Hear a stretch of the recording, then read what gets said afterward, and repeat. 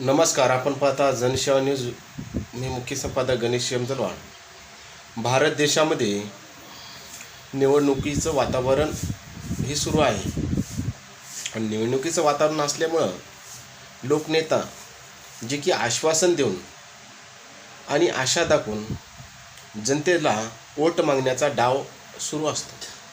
हे डाव टाकण्यामध्ये राहुल गांधी यांनी असं महिलांना आशा दाखवली आहे की प्रत्येक महिलांना 1-1 लाख रुपये देतो. पण त्या जागी महिला हे कोणत्या आहेत? कामगार आहेत, शेतकरी आहेत, श्रीमंत आहेत.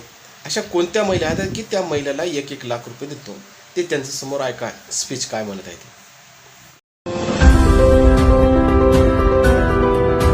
आप जानते हो कि हिंदुस्तान में महिला भविष्य की देखभाल करती है. यहाँ पुरुष बैठे हैं, महिलाएं भी बैठी हैं. देखिए ताली बजा रही हैं. अब देखिए 21वीं सदी में स्त्री और पुरुष दोनों जॉब करते हैं. 8 घंटे की 10 घंटे की जॉब होती है. जॉब के लिए दोनों को पैसे मिलते हैं. मगर हिंदुस्तान की महिला 8 घंटे घर से बाहर काम करती है और फिर 8 घंटे घर में काम करती है.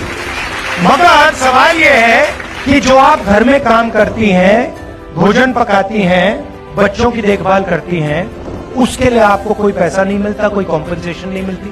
वो तो आप काम फ्री में करती हैं. तो इसीलिए कांग्रेस पार्टी महालक्ष्मी योजना ला रही है.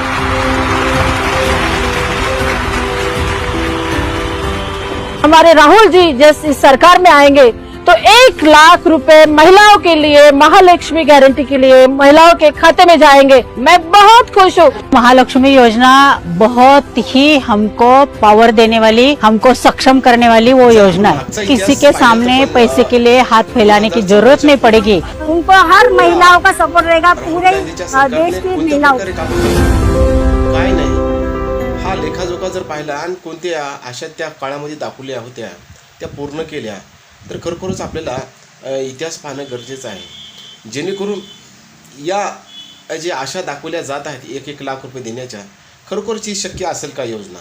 खरोखरच कोणत्या महिला असेल, किती महिला असेल, काय 1000 महिलापैकी एखादीच महिला असेल?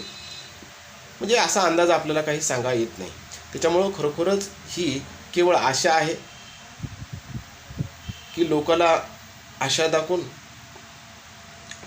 आपलं वोट साधून घ्यायचं आहे, की ही आशा कशा प्रकारची आहे?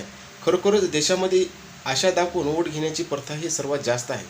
त्याच्यामुळं वोटरनं एक लक्षात घेतलं पाहिजे, जे की जो पक्ष कामगाराच्या हिताचं, बेरोजगारासाठी आणि नवतरुणासाठी जे खरोखरच जमिनीवर होऊन लढाई करतो, खरंच अशा लोकांकडं आपल्याला आकृष्ट होणं गरजेचं महत्त्वाचा मुद्दा असतो. ही आशा केवळ निराशाचं एक संजोग असते. आपण पाहत राहा जनसेवा न्यूज. लाईक करा, सबस्क्राईब करा. धन्यवाद. जय भीम, वंदे मातरम, जय हिंद.